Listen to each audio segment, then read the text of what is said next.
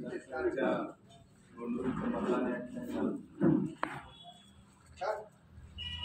या मतदानाची आकडेवारी आपण खरं तर घ्यायला पाहिजे. एकंदरीत आपण 23 तारखेला उत्सव साजरा करायचा आहे.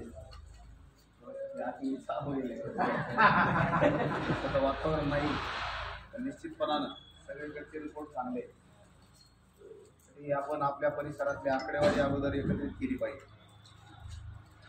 आज इथं ज्या गावाची माणसं आले त्यांची जी काही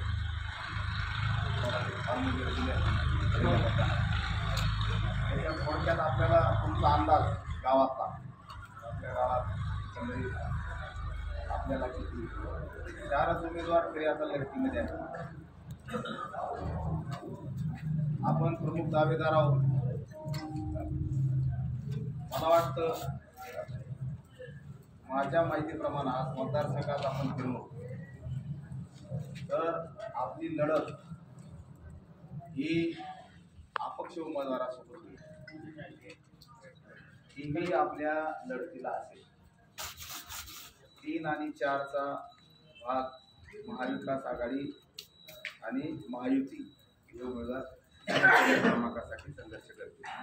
अशी एकंदरीत परिस्थिती सर्व आपल्या मतदारसंघाची आहे. आपण जवळपास प्रत्येक गावात चाललो. प्रत्येक गावात काही गाव सुटलेलं नाही. काही गावामध्ये जिंकली आहे तर बबनराव नाही. काही गावात बबनराव आहे तर बोराडे नाही. काही ठिकाणी बोराडे हे दोघं नाही. पण आपल्याला किमान 100, 50, 200, 500 असे मतं प्रत्येक गावामध्ये त्या ठिकाणी पडत आहे.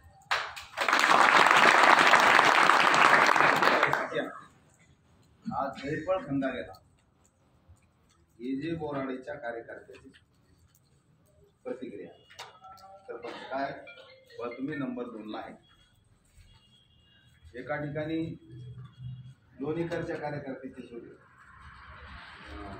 प्रतिक्रिया तुम्ही नंबर 2ला आहे.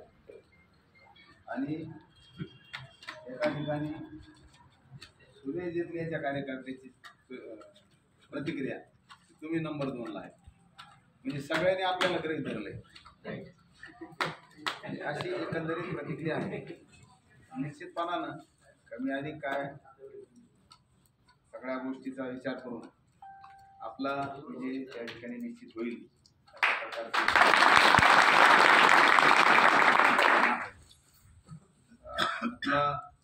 क्लिअर कट रिपोर्ट आपण त्याची आकडेवारी घेतली पाहिजे. इथं आपल्या कोकटे हसगाव आणि आष्टी सर्कलमधले बरेचसे कार्यकर्ते आले तर ते फॉर्म वगैरे आणले. कोणी आणले जरा जवळपास आष्टी सगळे आले. सगळे